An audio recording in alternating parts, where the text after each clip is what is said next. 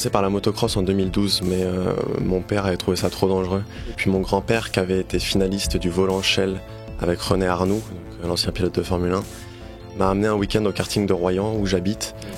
Bon, au début, je crois que j'ai eu le pire temps du mois, donc j'étais vraiment à l'arrêt sur la piste. Mais j'ai quand même adoré ça, puis j'ai continué.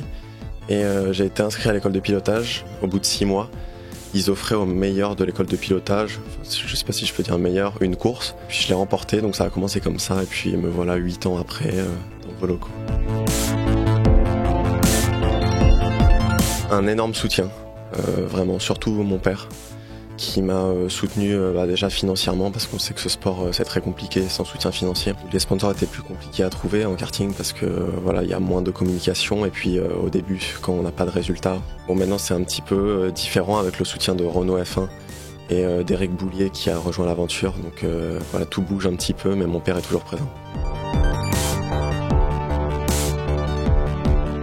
Tout ce que je sais, c'est que la pression, je l'ai toujours eue depuis le karting, parce que voilà, il fallait toujours que les résultats soient là pour continuer. Elle est pas davantage là parce que j'ai rejoint Renault. Au contraire, j'ai mon entière confiance en Renault pour les années à venir.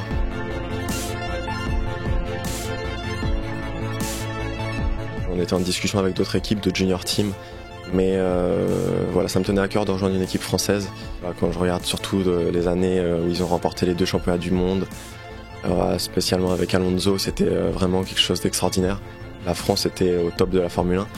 Donc voilà, depuis leur retour, j'ai confiance en eux. Je sais que, voilà, en plus avec la nouvelle réglementation 2021, ça devrait être à leur avantage, et je suis très confiant sur leur performance dans les années à venir.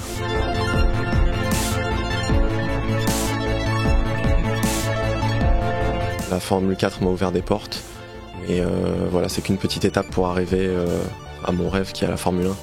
Donc voilà, faut rester bien concentré. Cette année, c'est la Formule Renault, pas penser à Renault F1, à tout ce que ça peut m'apporter, vraiment me concentrer sur les résultats.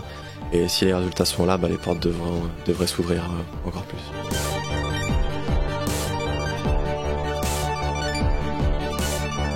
Les objectifs ont déjà été placés par Renault. Moi, je me suis placé mes propres objectifs. Je pense que le plus important, c'est pas de remporter la première course, même si jamais je le fais, c'est mieux. Le plus important, c'est d'avoir une super progression sur toute la saison, et de remporter le championnat rookie, et de terminer dans les 3 premiers du championnat Eurocup. Ça serait vraiment un bel accomplissement.